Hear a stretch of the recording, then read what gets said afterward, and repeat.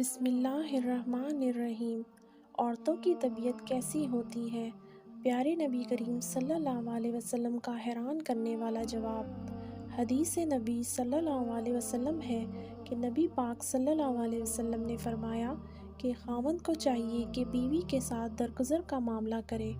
فرمایا کہ عورتیں اگر ناقص العقل ہوتی ہیں، تم تو کامل العقل ہو، تم ان کے ساتھ درگزر کا معاملہ کر لیا کرو۔ نبی کریم صلی اللہ علیہ وسلم نے ارشاد فرمایا، عورتوں کا کوئی حال نہیں، ان کے بغیر صبر بھی نہیں ہوتا۔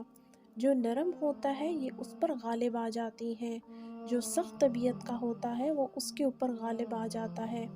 پھر نبی کریم صلی اللہ علیہ وسلم نے ارشاد فرمایا، میں چاہتا ہوں کہ میں نرم مزاج رہوں، اگرچہ مغلوب ہو جاؤں، میں نہیں چاہتا کہ میں سخت طبیعت کا بن کر غالب آ جاؤں۔